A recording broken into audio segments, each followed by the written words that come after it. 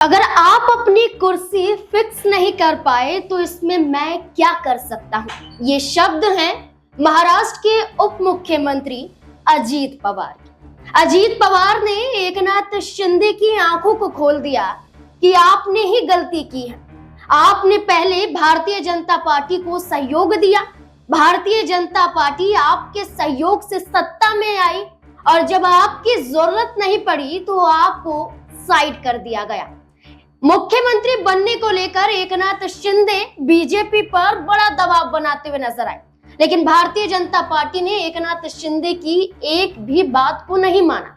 आज ये आलम है कि उप मुख्यमंत्री बनने के बावजूद एकनाथ शिंदे नाराजगी जाहिर करते हुए नजर आ रहे हैं। केंद्रीय गृह मंत्री अमित शाह से मुलाकात करते हुए नजर आते हैं। मुलाकात पुणे में होती है और एकनाथ शिंदे मुख्यमंत्री बनने को लेकर एक बार फिर से दबाव बनाते हुए नजर आते हैं। लेकिन अमित शाह एक बड़ा ऑफर देने की कोशिश करते हैं कि आइए आप अपनी पार्टी का विलय हमारी पार्टी में कर लीजिए, लेकिन मुख्यमंत्री बनने का सपना छोड़ दीजिए। ऐसे में नाराज होकर एकनाथ शिंदे चले जाते हैं। तो क्या अब यही नाराजगी भारतीय जनता पार्टी पर भारी पड़ सकती है? क्या एकनाथ शिंदे अभी भी महागठबंधन का साथ ले सकते हैं? क्या एकनाथ शिंदे उद्धव ठाकरे के पास पहुंच सकते हैं? क्या अजीत पवार सहयोग करेंगे? क्या शरद पवार सहयोग करेंगे? क्या कांग्रेस पार्टी सहयोग करेगी? बड़ा सवाल महाराष्ट्र की राजनीति में उठ खड़ा हुआ है, क्योंकि महायुति गठबंधन में शीत युद्ध छिड़ चुका है, जिसमें एकनाथ शिंदे भारतीय जनता पार्टी की नींव को हिलाने में लग चुके हैं। इसमें कई सवाल है, सवालों के जवाब लेंगे। मेरे साथ मेरे वरिष्ठ सहयोगी अमन सर जुड़ चुके हैं।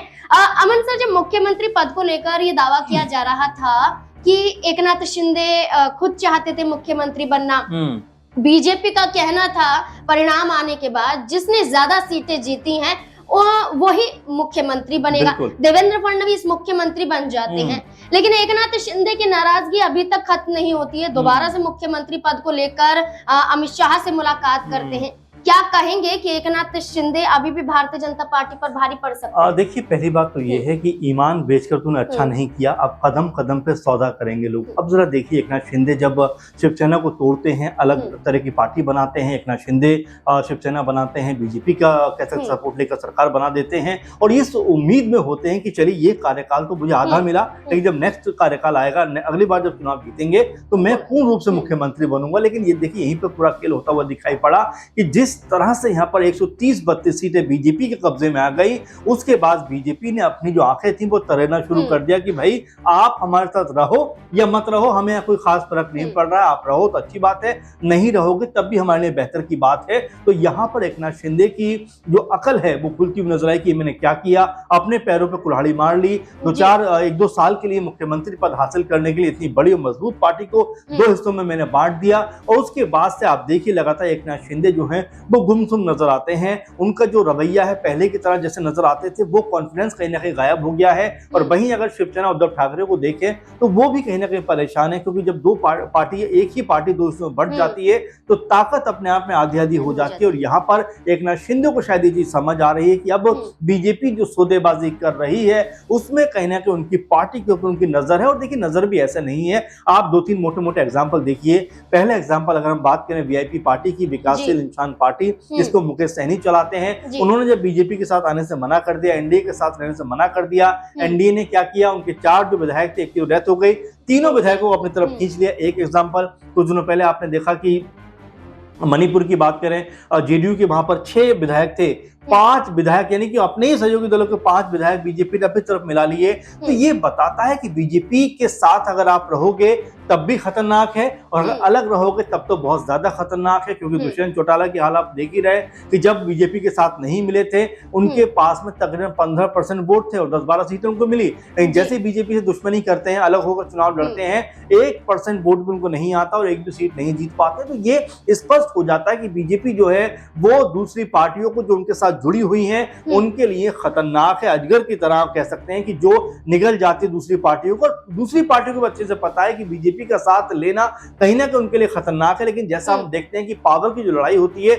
उसमें कहीं ना कहीं पावर की लड़ाई में जो दल हैं, चाहे छोटे दलों की बात करें या चलिए कुछ थोड़े बड़े दलों की बात भी करें, सत्ता में आने के लिए वो किसी भी हद तक गुजर जाते हैं। और 2-3 साल जब कह सकते हैं बीतते हैं उसके बाद अंदाजा लगता है कि यार जो कुछ हमने कमाया था वो पाने के चक्कर में या उससे अधिक पाने के चक्कर में हमने एक जो माहौल बना था वो गवा दिया। और वहां पर आप देखिए कि उनके हिस्से कुछ नहीं आता। देखिए अगर बात करें तो प्रेस कॉन्फ्रेंस होती है, देवेंद्र फडणवीस मुख्यमंत्री वो शामिल होते हैं, एकनाथ शिंदे, अजीत पवार शामिल होते हैं।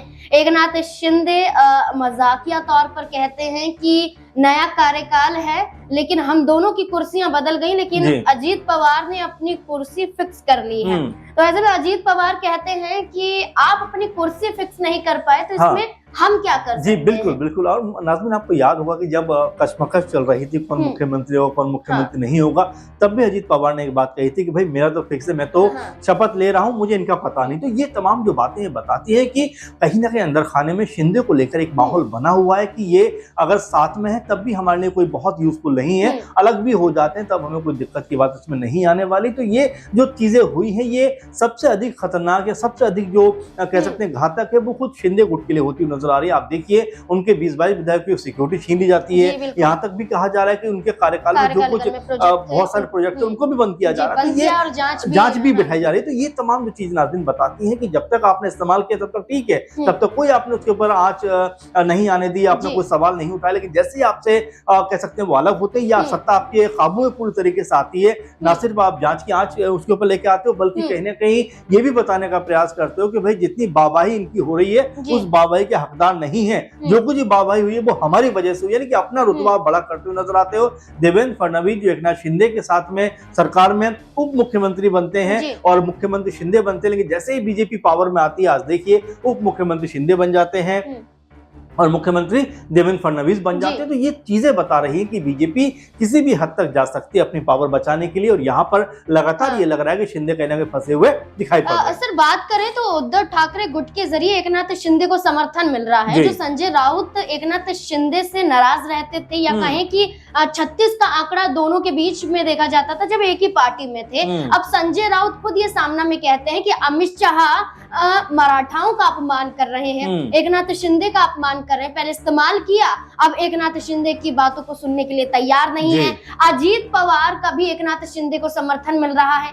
क्या इसमें कहना कोई गलत नहीं होगा कि अजीत पवार और एकनाथ शिंदे मिलकर उद्धव ठाकरे के साथ चले जाएं, शरद पवार और तमाम दल समर्थन दे दे तो बीजेपी की नींव हिल सकती है? नहीं, बिल्कुल दो राय की बात नहीं है इसमें। अगर आप शिंदे गुट की बात करें, अगर आप जो है उद्धव ठाकरे गुट की बात करें, दोनों दल अगर मिल जाते हैं तो मजबूती के साथ में महाराष्ट्र में जो राजनीति कर सकते हैं। क्योंकि देखिए जब शिंदे गुट की जो जीत हुई है उसमें ये भी कहा जा रहा है कि चुनाव चिन्ह का बड़ा योगदान रहता है, क्योंकि जो एक जमीनी कह सकता है आदमी होता है, कार्यकर्ता होता है, लोग होते हैं, उनकी समझ में सिर्फ चुनाव निशान आता है और वहां पर कहने के शिंदे को फायदा मिला है। अगर यहाँ पे उद्धव और शिंदे एक बार फिर मिल जाते हैं तो ये एक बार कह सकते हैं महाराष्ट्र के अंदर अपने आप को प्रूफ कर सकते हैं, ताकतवर बना सकते हैं। वहीं जिस तरह का समीकरण आपने बताया कि कांग्रेस पार्टी या एनसीपी भी अगर एकजुट हो जाती है तो ये देखिए जाहिर बात है कि अगर इस तरह के गुट एक साथ आएंगे तो बीजेपी को घाटा होता हुआ दिखाई पड़ेगा। लेकिन बीजेपी अभी इतनी स्ट्रांग हो गई है 130-32 सीटों के साथ में कि फिलहाल सरकार से तो नहीं जाएगी, लेकिन फिर डर की स्थिति बनी रहेगी। जो निर्दलीय होंगे वो अपनी जो है मांगों को बढ़ाते हुए नजर आएंगे। तो कुछ भी हो सकता है। देखिए राजनीति एक ऐसी चीज होती है जहां पर हम ये तय नहीं कर सकते कि भाई ये ऐसा नहीं हो सकता, वैसा नहीं हो सकता। मौके के अनुसार, परिस्थिति के अनुसार बहुत सारे तब्दीली, चेंजेस होते हैं और कोई बड़ी बात नहीं। एकनाथ शिंदे और उद्धव ठाकरे जो काफी सालों से अलग अलग हैं वो एक मंच पे आ सकते हैं और यहाँ पर फिर बीजेपी की परेशानी बढ़ती हुई दिखाई पड़ सकती है। बिल्कुल, अब महाराष्ट्र की राजनीति में यही देखना होगा कि जो महायुति गठबंधन ये साबित करती है कि दल कई हैं लेकिन सभी दल में मजबूती है, आपसी भाईचारा है। लेकिन धीरे धीरे ये भाईचारे की हकीकत भी खुलती हुई नजर आ रही है। देवेंद्र फडणवीस एकनाथ शिंदे के खिलाफ जा रहे हैं, एकनाथ शिंदे अमित शाह से मुलाकात कर रहे हैं और वहीं दूसरी तरफ गठबंधन टूटने की नौबत तक आ चुकी है। अब देखना होगा गठबंधन टूटेगा तो नुकसान किसे पहुंचता हुआ नजर आएगा, एकनाथ शिंदे को या एकनाथ शिंदे के जरिए भारतीय जनता पार्टी की। सत्ता को। अब ऐसे में महाराष्ट्र की राजनीति को लेकर, एकनाथ शिंदे की नाराजगी को लेकर आपकी क्या राय है? अपनी राय कमेंट सेक्शन में जरूर दें। देखते रहे SPN9 न्यूज। धन्यवाद।